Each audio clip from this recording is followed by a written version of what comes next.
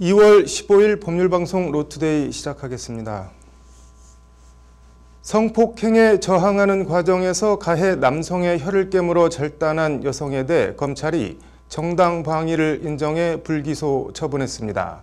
성폭행 사건 정당방위의 지평을 넓힌 주목할 만한 결정이라는 평가가 많은데, 이번 사건 피해 여성의 법률 대리인을 맡고 있는 우희창 변호사에게서 이번 결정의 의미와 이런저런 뒷얘기들을 들어봤습니다.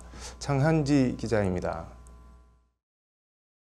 지난해 7월 친구들과 부산으로 여행을 떠난 20대 여대생 A씨는 여행 마지막 날이 말 그대로 악몽이 되어버렸습니다. 친구들과 함께 술을 마시다 숙소로 돌아가기 위해 나왔는데 30대 남성이 만취한 자신을 승용차에 태워 인적이 드문 산길로 데려갔습니다. A씨는 세워둔 차 안에서 강제로 키스를 하는 남성의 혀를 깨물었고, 이 남성은 혀끝 3cm가량이 절단됐습니다.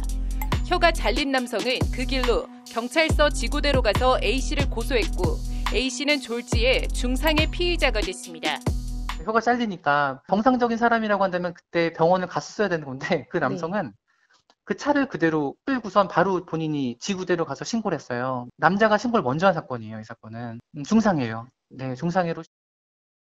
으슥한 산길에 주차한 차 안의 남녀, 처음엔 동의하의 한 행동이라는 남성의 주장에 힘이 실리는 듯했습니다. 우희창 변호사 스스로 중상의 피의자를 변호한다는 생각으로 사건을 시작했지만 차량 블랙박스 녹음이 알려지면서 상황은 반전이 됐습니다. 제가 선임 됐을 때는 저희가 피의자인 줄만 알고선 했었고요. 저런 상담 과정에서 여성은 만취해 있었기 때문에 과연 이게 강간인지 그 여부도 불확실했었는데, 블랙박스 안에 녹음이 되어 있는데 어떤 소리가 녹음되어 있었냐면은 여성이 강간 정황과 여성이 저항하는 블랙박스 파일을 확인한 우희창 변호사는 곧바로 해당 남성을 강간 상해로 맞고소했습니다. 그 내용을 들어보니까 이게 성관계 시도가 있었던 것 같은데, 그 강제추행으로만 저희가 고소하게 되면 수사를 못 받을 수도 있는 거잖아요. 그래서 그때 제가 그 자리에서 강간상해로 죄명을 바꿔서 고소장을 그 자리에서 작성해서 다시 냈어요. 그리고 경찰 조사 결과 이 남성은 술에 취해 거리에서 잠든 A씨를 태워가던 중 편의점에 들러 청테이프와 피임기구, 소주를 산 것으로 드러났습니다. 당시 상황이 되게 긴급한 아주 산길이었고요. 다니는 사람도 없었고, 차 안에서 저도 기사를 통해서 봤는데 청테이프로 그 여성의 몸을 묶기까지 했다는 식의 기사를 봤거든요. 그러니까 그 상황에서 이 남성은 결국 지난 4일 구속돼 강간 상해 등 혐의로 기소된 상태입니다. 그리고 경찰은 A씨에 대해선 정당방위 심의위원회를 열어 형법 제21조 3항에 따라 면책행위를 인정해 불기소 의견으로 검찰에 송치했습니다. 정당방위를 규정하고 있는 형법 제21조 3항은 방어 행위가 정도를 초과한 경우라도 그 행위가 야간 등 불안한 상태에서 공포, 경악, 흥분 또는 당황으로 인한 때에는 벌하지 않는다고 되어 있습니다. 즉 가해 남성의 혀를 깨물어 절단한 행위 자체는 정당방위를 넘어서는 가위행방위에 해당하지만 당시 상황을 종합하면 면책행위에 해당돼 위법성이 조각된다는 것이 경찰 정당방위 심의위원회의 결론인 겁니다. 경찰에서도 그 수사관이 직접 결정한 게 아니라 무슨 정당방위 심의위원회라는 걸 열어서 변호사나 각급 이렇게 전문가들이 모여서 회의를 해서 정당방위는 아니고 과잉방위인데 일정한 요건을 갖췄기 때문에 처벌하는 게 적절치 않다, 이렇게 결론을. 사건을 넘겨받은 검찰은 경찰 정당방위 심의위원회 결정에서 한 발 더 나아가 A씨의 정당방위를 인정해 최근 A씨를 불기소 처분했습니다. 혀를 절단한 것 자체는 과잉방위지만 책임을 물을 수 없다는 게 아니라 혀를 깨물어 결과적으로 절단되긴 했지만 그 자체로 정당방위가 인정된다는 것이 부산지검 동부지청 담당검사의 판단입니다. 혀 절단이라는 신체적 완결성 훼손이라는 법익과 강간에서 벗어나려 하는 여성이 지키고자 하는 법익, 그 사이에서 피해 여성 법익을 우선한 판단이라는 것이 우희창 변호사의 설명입니다. 단순히 여성의 신체 완전성이나 정조 뿐만 아니라 어떻게 되면은 생명의 위협까지 느낄 수 있는 상황이었다는 게, 그렇기 때문에 어떤 법익의 측면에 있어서도 여성이 보호하려고 했던 법익이 더 우월한 법익이었기 때문에 정당 방위를 인정한 게 아닌가. 우희창 변호사는 그러면서 그동안 우리 법원과 수사기관이 성폭행 저항에 있어 정당방위를 인정하는 데 상당히 인색한 점이 있었다고 지적합니다. 강간죄 피해법이긴 이른바 여성의 정조나 성적 자기결정권보다 가해자의 혀 일부가 잘림으로써 발생하는 신체의 완결성 훼손법익을 더 무겁게 판단해왔다는 지적입니다. 법적으로만 보자고 한다면 이게 정당방위 판단에 있어서는 그러니까 법익의 균형성, 침해 법익이 저희가 구제하려면 법익보다 더 작아야 되거든요. 침해 법익이. 근데 항상 정당방위가 우리나라가 약간 인정되지 않을 때 그 남자는 혀가 절단됐기 때문에 결국 신체의 안정성이 우희창 변호사는 그러면서 검찰의 이번 정당방위 인정 불기소 처분은 법적으로 용인되는 저항의 정도를 분명히 했다는 점에서 의미가 크다고 말합니다. 중상의 피의자로 경찰, 검찰 수사를 받고 피고인으로 기소돼 법원에서 무죄를 입증해야 하는 큰 부담을 원천적으로 덜어줬다는 겁니다. 길게는 2, 3년이 걸릴 수도 있는 일이고 그 기간 동안 엄청난 고통을 받게 되겠죠. 어떤 여성이 성범죄에 노출됐을 때 본인의 몸을 적극적으로 방어를 해도 수사 단계부터 이거는 죄가 안 되는 행위이기 때문에 처벌하지 않겠다라는 공감대가 형성이 되면은 적극적으로 또 방어를 할 거 아니에요. 수사까지도 이르지 않고. 우희창 변호사는 그러면서 상당한 저항이라는 말 자체가 성폭행 위기 여성에겐 성립할 수 없는 모순된 말이라며 정당방위를 너무 협소하게 인정해선 안 된다고 거듭 강조했습니다.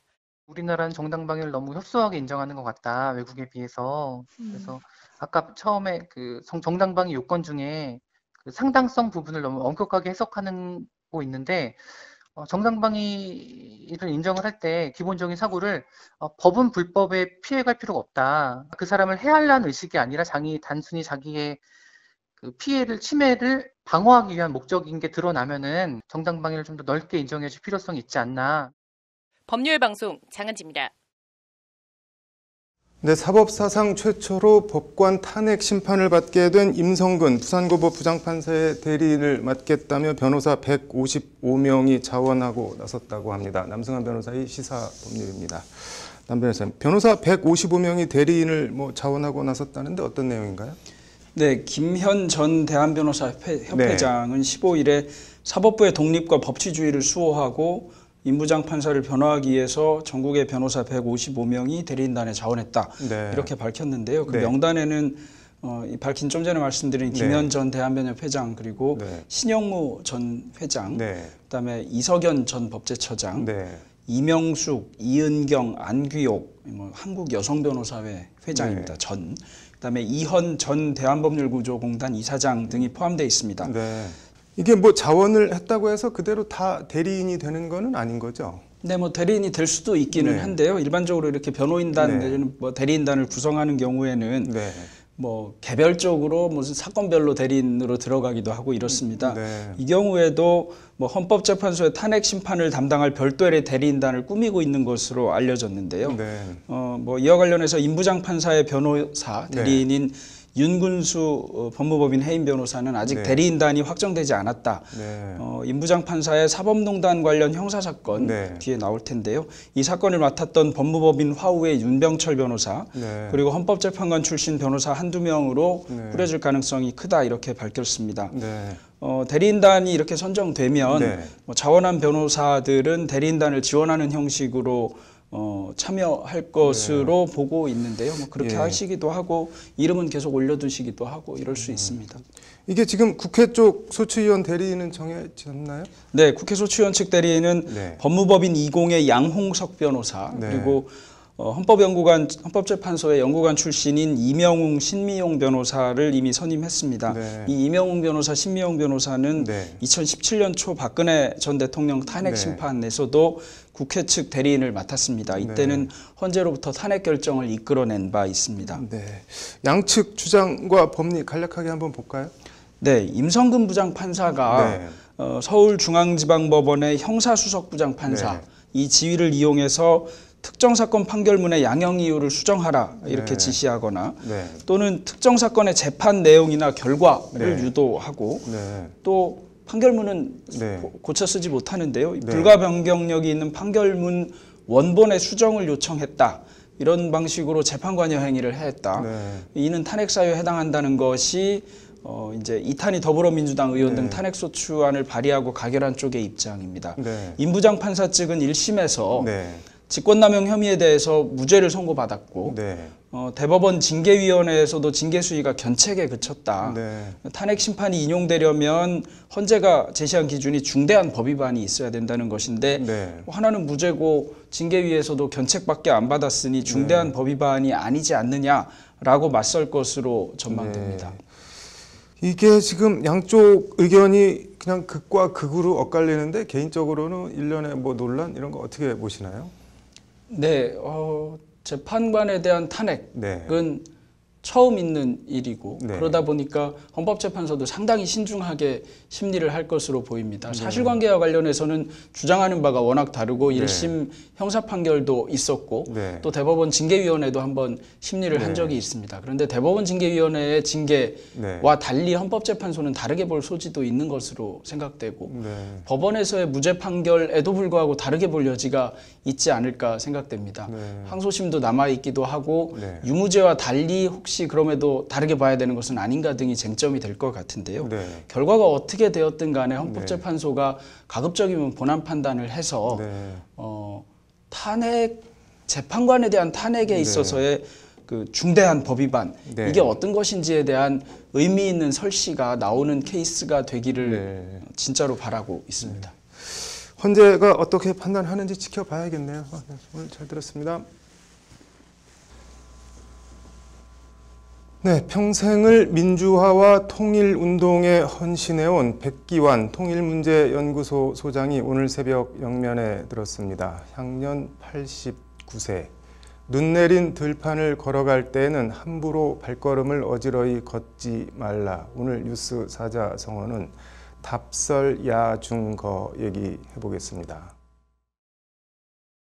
백기환 1932년 일제강점기 황해도 은율군 장년면 동부리에서 아버지 백홍렬과 어머니 홍억제 사이에서 사남 이녀 중 넷째로 출생했습니다. 해방 이듬해인 1946년 월남한 백기환은 1950년대에서 1960년대 초까지 농민운동과 빈민운동, 전쟁으로 피폐해진 산을 되살리는 산림녹화운동에 매진합니다. 그리고 백기환은 1964년 당시 박정희 정권의 한일협정 반대 투쟁을 계기로 본격적으로 민주화운동에 투신합니다. 1967년 백범사상연구소를 설립한 백기환은 1974년 유신철폐 100만인 서명운동을 주도하다 긴급조치 제1호 위반으로 12년형을 선고받고 투옥됩니다. 1975년 형 집행정지로 풀려났지만 1979년 12.6 사건 한 달 뒤인 11월 24일 직선제 개헌 등을 요구하는 명동 YWCA 위장결혼 사건을 주도한 혐의로 백기환은 또 투옥됩니다. 이후에도 1986년 부천 권인숙량 성고문 폭로대회를 주도한 혐의로 체포돼 옥고를 치르는 등 백기환은 투옥과 석방을 반복합니다. 한때 80kg이 넘었고 힘이 장사였던 백기환은 잦은 고문과 투옥이 되풀이되면서 몸은 반쪽이 됐고 건강은 돌이킬 수 없을 정도로 악화됩니다. 지난 2018년 4월엔 심장 관상 동맥이 막혀 9시간이 넘는 큰 수술을 받았지만 백기환은 자신의 설립한 통일문제연구소 소장으로 활동하며 저술과 사회참여 활동을 멈추지 않습니다. 지난 2019년엔 너도 잘 살고 나도 잘 살고 다 함께 올바로 잘 사는 대동세상, 노나매기 세상에 대한 염원을 그린 버선발 이야기를 출간했고 같은 해 태안화력 비정규직 고 김용균 씨의 장례식장을 찾은 백기환은 마른 몸으로 김용균 씨의 영정 앞에서 울었습니다.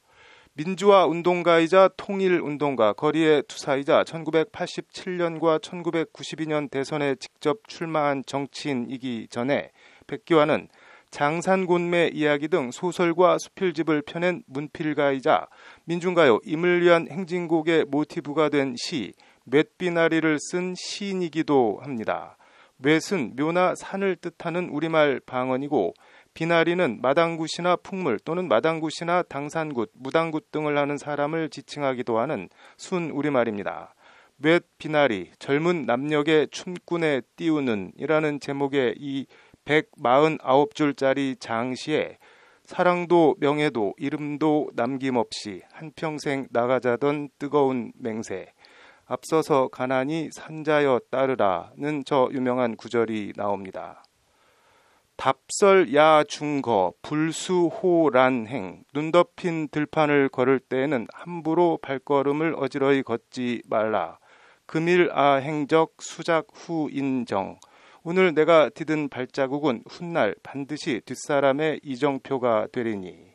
서산대사의 시라는 얘기도 있고 순조 때 이양현이라는 사람의 시라는 말도 있는데, 백범 김구 선생이 평소 마음에 두고 있는 시로 백범일지에도 실려 있습니다. 백기환의 조부 백태주가 일정에 쫓기던 백범을 숨겨주는 등 백기환 가문과도 인연이 깊었던 김구 선생은 해방 후 서울에서 만난 백기환에게도 답설야 중거 5글자를 직접 써주기도 했다고 합니다.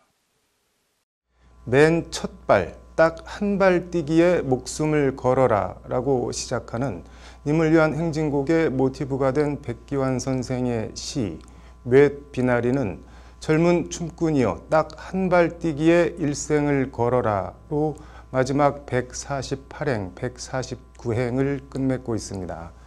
엄혹한 시절 목숨을 걸고 변절과는 무관하게 발걸음 어지러이 하지 않고 일생을 한결같이 살다 영면에 든 백기환 선생의 삼가 명복을 빕니다. 뉴스 사자성어였습니다. 네, 이어서 법조계 소식 전해드리겠습니다. 세월호 참사 당시 초동조치 미비 등 업무상 과실치사상 등의 혐의로 기소된 김석균 전 해경청장 등 지휘부 9명에 대해 1심에서 무죄가 선고됐습니다. 코로나로 피해를 본 자영업자 소상공인의 손실을 보장해주는 법안에 기획재정부가 공식적으로 반대 입장을 분명히 했습니다. 중학교 시절 학교폭력 무리를 일으킨 여자 프로배구 쌍둥이 자매 이재영, 이다영 선수의 국가대표 자격이 무기한 박탈됐습니다. 잠시 정차한 택시에서 운전기사를 폭행한 40대에 대해 1심에 이어 2심에서도 특가법 운전자 폭행이 유죄로 인정돼 벌금 300만 원이 선고됐습니다. (2월 15일) 법률방송 로투데이 마치겠습니다. 시청해주셔서 감사합니다.